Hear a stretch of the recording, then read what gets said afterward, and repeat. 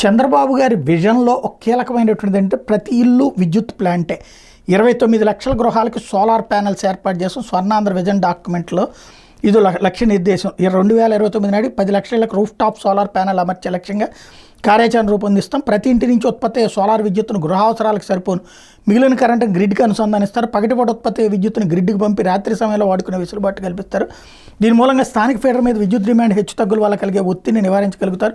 స్థానిక ఫీడర్ ద్వారా ప్రతి ఇంట్లో ఉత్పత్తి అయ్యే విద్యుత్తును గ్రిడ్తో కలుపుతారు. పథకం పరిధిలోకి రాని వినియోగదారుల కోసం hybrid energy solar, wind, pumped hydel విద్యుత్తును అందిస్తారు. రాష్ట్రంలో ప్రస్తుతం ఉన్న 18 లక్షల వ్యవసాయ పంపు సెట్లకు కూడా సోలార్ ప్యానెల్ను అమర్చడం వల్ల రైతులకు విద్యుత్ అందడంతో సహా ఆర్థికంగా వెసులుబాటు కలుగుతుంది. ఆల్రెడీ ఇప్పటికే చాలామంది పెట్టుకున్నారు. వాస్తవంగా ఇక్కడ చంద్రబాబు గారు ఇప్పటికిప్పుడైనా చేయొచ్చు. ప్రజలందరికీ బ్యాంకులతో కూర్చోబెట్టి మాట్లాడండి. మొన్న ఎట్లయితే మన విజయవాడ వరదలప్పుడు బ్యాంకర్తో కూర్చోబెట్టారో అట్లా కూర్చోబెట్టి మాట్లాడండి. 15 ఏళ్లకు 20 ఏళ్లకు లోన్ అని చెప్పి ఒప్పించండి వాళ్ళని. ప్రతి ఒక్క ఇంటి వాళ్ళు సోలార్ ప్యానెల్ పెట్టుకుంటారు. సొంత ఇల్లు ఇండివిజువల్ ఉన్నటువంటి హౌస్ హోల్డ్ అందరూ. అయితే ఇక్కడ సమస్య ఏంటంటే బెజవాడ, గుంటూరు ఈ సిఆర్డిఏ పరిధిలో కేంద్ర ప్రభుత్వం సబ్సిడీ రావట్లేదు. అదేదో క్యాపిటల్ రీజనల్ అని రావట్లేదని చెప్తున్నారు. అది తీపిచ్చండి, ఇక్కడ కూడా వర్తించేటట్టు చూడండి. అట్లాగే ఇదో 10 ఏళ్ళకి అట్లా పెట్టారనుకోండి.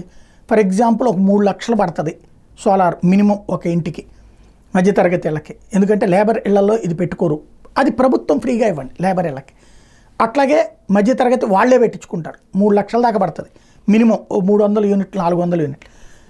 దానికి 3 లక్షల రూపాయలకి 10 ఏళ్ల పాటు అంటే పెద్ద ప్రాబ్లం ఉండదు. అప్పుడు ఏడాదికి 30,000 రూపాయలు, ఇంకో 10-15 వేల రూపాయలు వడ్డీ అనుకుందాం, 45,000. ఆ 45,000 నెలకి లెక్కేసుకున్నా వాళ్ళకి పెద్ద ప్రాబ్లం ఉండదు. ఈ కరెంటు ఛార్జీ తగ్గిపోతుంది కాబట్టి ఈ డబ్బులు అటు కిస్తీ కింద కట్టుకుంటారు. మధ్యతరగతికి హ్యాపీగా ఉంటుంది.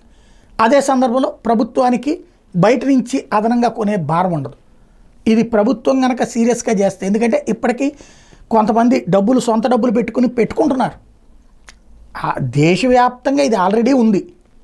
ఇది ప్రోత్సహించాలి అంటే ఇప్పటికిప్పుడు ప్రోత్సహించిన నాకు తెలిసి రాష్ట్ర వ్యాప్తంగా కనీసం 50 లక్షల కోటి మంది పెట్టుకుంటారు. ఇక్కడ 10 లక్షలు 15 లక్షలు అక్కర్లేదు, కనీసం 50 లక్షల కోటి మంది పెట్టుకుంటారు ఇలా ఇస్తే కనుక.